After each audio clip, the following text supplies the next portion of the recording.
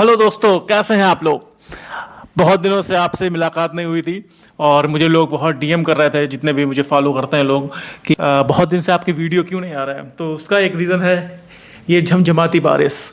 बहुत बार ट्राई किया कि हम लोग वीडियो शूट करने जाएं और काम करें उसमें, लेकिन जैसे ही खेत ऐसा हो जाता है कि उसमें ट्रैक्टर उतारे हम लोग, क्योंकि पिछले वीडियो में आपने देखा होगा कि नीचे वाले खेत का हम लोगों ने लेवल कर दिया था और ऊपर वाले खेत का जो है अभी लेवल बचा हुआ था करना, लेकिन हमें मौका ही नहीं मिल पा रहा है क्योंकि इंद्रदेव चाह रहे हैं कि अभी मैं थोड़ा रेस्ट करूं।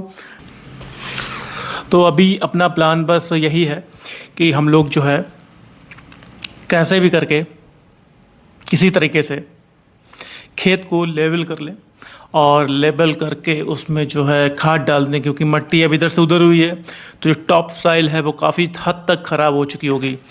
तो हम लोग अब खाद का इंतज़ाम करेंगे, जैसे ही बारिश कम होगी कुछ अच्छी खाद जब आने लगेगी थोड़ा ठोस हो जाएगी, क्योंकि अभी तो पानी में बहुत ही ख़राब खाद मिल रही है जो गोबर मैन्योर है, तो उसको हम लोग डलवाएंगे। और इसके बाद सबसे बड़ा जो काम है ना, आपको मैंने दिखाया था कि जो हमारी वहाँ पे जो एक रूम था जहाँ से पानी जाता था सब जगह पे, इंजन इंजन रखा है वहाँ पे, तो उसको जो है हम लोगों को रेनोवेट कराना है, क्योंकि वो छत जो है बहुत ही पुरानी है। कैसे पहले बनी थी आई डोंट नो। तो वो जितनी भी सरियाँ हैं तो वो सब जो है नीचे आ गई हैं, तो उसको गिराना पड़ेगा, उसको दोबारा से हम लोग को रेनोवेट करना पड़ेगा।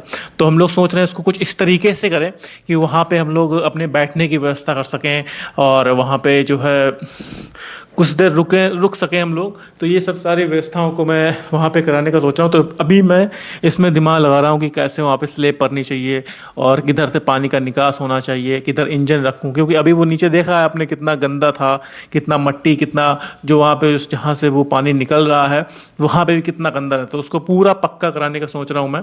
तो आप मेरे साथ बने रहिए, हम लोग जल्द ही दिखाएंगे कि वहाँ पे हमने कैसे रूम बनाया और कैसे पानी की व्यवस्था करी और पूरे खेत को बराबर कराएंगे। ये सब चीज़ें हम लोगों को जैसे ही बारिश रुकती है और थोड़ा मौसम ठीक होता है हम लोग इसमें लग जाएंगे। तो आई होप आप लोग अच्छे होंगे। बहुत दिनों से मुझे डीएम आ रहे थे कि आपका कोई वीडियो नहीं आ रहा है, क्योंकि अभी कोई कंटेंट है नहीं और अपना कंटेंट तो रियल होता है, कोई ऐसा तो है नहीं मैं कंटेंट को बना दूं, जो खेत में होगा वही मुझे दिखाना है। तो इसलिए अभी वीडियो नहीं आ रहा है, जल्दी मैं वीडियो लाऊंगा आपके साथ। और आपके कोई भी क्वेश्चन हो तो आप कमेंट सेक्शन में डाल सकते हो, मैं सारे क्वेश्चन को जवाब दूंगा। अभी लड़ाई बहुत स्लो चल रही है आई नो, बट हम लोग कोशिश करेंगे कि जल्दी कुछ इसका करें। और अभी हमारे पास बहुत सारे काम हैं लेकिन फील्ड पे नहीं कर सकते हैं, तो अभी मैं काम कर रहा हूँ अपनी पेन और कॉपी पे। पेन और कॉपी पे क्या काम कर रहा हूँ, देखो सबसे पहला काम तो है हम लोगों को खेत का लेवल करवाना। लेवल कराने के बाद हमें उसमें बहुत सारी गोबर मैन्योर डलवानी है, क्योंकि टॉप सॉइल तो हमारी ख़राब हो चुकी है और अगर अब टॉप सॉइल को हम लोग नहीं सही करते हैं तो उसमें कुछ होने वाला नहीं है। ढैंचा की जो बात थी वो हो नहीं पाया, क्योंकि खेत अगर मैंने लेवल नहीं कराया सिर्फ ढैंचा बो दिया तो मुझे फिर से साल भर प्रॉब्लम हो गई। तो इसलिए इस बार हम लोगों ने डिसीजन लिया है कि कोई भी ढैंचा या फिर ग्रीन मैन्योर हम लोग ना करके सबसे पहले हम लोग अपने खेत को बराबर करेंगे। और खेत को बराबर करने के साथ मैंने आपको दिखाया था कि कैसे जो हमारा वहाँ पे एक रूम है जहाँ से इंजन रखा है, वाटर पंप रखा है डीजल इंजन वाला, जिससे सारी जगह पानी जाता है, तो उसकी जो हौदिया आपको दिखाई थी वो भी टूट गई थी और जो छत है वो भी ख़राब है। अंदर की जो नीचे की मिट्टी है, फर्श है, वो भी चलने लायक नहीं है। तो मेरा सबसे पहला जो इस बार प्रायोरिटी है वो ये है कि उसको सही कराना, जहां हम लोग रुक सकें, अपने कुछ टूल्स रख सकें, वो सारा कुछ मैं अपडेट आपके साथ दिखाऊंगा। तो अगर आप नए हैं तो मैं बता दूं, मेरा नाम है अमिताभ तिवारी, दिल्ली से मैं आया हुआ हूं और अपने खेत पे जो कि हमारा पुश्तैनी खेत है उस पर कुछ उगाने की कोशिश कर रहा हूं और उससे ही घर का पालन पोषण करने की कोशिश कर रहा हूं। तो मैं आपको बता देता हूं कि मैंने क्या क्या प्लान किया है, तो मैं आपके साथ शेयर करना चाह रहा हूं। तो मैं प्लान कर रहा हूँ कि देखिए अभी तक जो अपनी जो कोठरी थी, जिसे हम लोग गांव में कोठरी बोलते हैं, वो एक रूम है 11x12 का। तो इसमें अभी क्या है, यहाँ पे एक हौदिया बनी हुई है, जो एक यहाँ पे एक टैंक बना हुआ है पानी का, यहाँ पे एक इंजन रखा हुआ है और यहाँ पे बड़ा सा गड्ढा है। अब वो बड़ा सा गड्ढा है वो मतलब कि बोरिंग है, वहाँ से एक सेक्शन पाइप आया है जो इंजन में लगा हुआ है। फिर इंजन का जो आउटर है जहाँ से पानी निकलता है 4 इंची का, वो इस दीवार के से निकल के यहाँ पे आया हुआ है। यहाँ पे पानी गिरता है और यहाँ से पूरा पानी पूरे खेत में जाता है, राइट। और बाकी पूरी मिट्टी कच्ची है, गंदी है, सब गंदगी सब जगह पूरा है। तो हम लोग अब जब पानी गिरता है तो वो भी पानी यहाँ पे गिरता है, थोड़ा यहाँ पे खूब सारी लेथन हो जाती है। और ये गेट है, तो मैं और पूरे बाउंड्री में कहीं पे भी एक भी पेड़ नहीं है, ठीक है, एक भी पेड़ नहीं है। तो जब मैं जाता हूँ रास्ते से तो इसके अंदर नहीं जा सकता क्योंकि ये सारा गंदगी है, यहाँ पे रहने का मतलब नहीं। चारों तरफ कहीं भी नहीं छाँव में बैठ सकता क्योंकि वहाँ पे कोई पेड़ नहीं है, राइट। तो बस मैं खेत का अपना काम करवाता हूँ, धूप में रहता हूँ, बहुत सारा डिहाइड्रेशन झेलता हूँ और फिर घर पे शाम को थका हारा चला आता हूँ।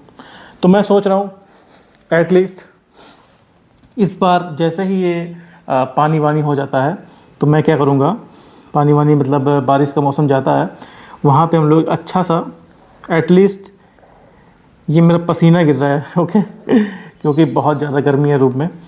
आवाज़ फिर आप लोगों को साफ़ नहीं आती है तो इसलिए ये करना पड़ता है। तो एक रूम जो अभी है उसमें मैं क्या करूँगा, अभी क्या है यहाँ पे एक बोरिंग है, ठीक है, तो मैं उसको पूरा छोटा कर दूँगा, ठीक है, और उसको ऊपर से कुछ पटले डाल दूँगा, कुछ ऐसे कवर कर दूँगा जिससे सिर्फ पाइप निकल रहा है। और पाइप अभी क्या है यहाँ पे, यहाँ से यहाँ आ रहा है तो पूरा इधर का आधा रूम घेर लेता है। मैं क्या सोच रहा हूँ, यहाँ पे मैं अपना इंजन रख दूँ, वाटर इंजन, और यहाँ से इसको कनेक्ट कर दूँ और यहाँ से निकाल दूँ, राइट। तो ये यहाँ पे टैंक आ जाएगा वाटर का, फिर यहाँ से पूरे खेत में चला जाएगा, राइट। तो ये जो इतना ही सेक्शन हमारा कवर होगा, बाकी ये सेक्शन पूरा खाली होगा। इसे हम लोग कंक्रीट से, आरसीसी से एकदम पक्का कर देंगे तो ये भी हमें अच्छी खासी जगह निकल पाएगी जहाँ पे मैं अपनी कुर्सियाँ, अपने टूल और बहुत सारा सामान आराम से सकता हूँ, एटलीस्ट अंदर जा सकता हूँ। और इसके साथ ही क्या है, इसकी जो छत है, तो छत मैंने आपको ऊपर से दिखाई थी, उसकी जो रॉड है, आयरन रॉड जो भी सरिया है, वो सब बाहर निकल के दिख रही हैं।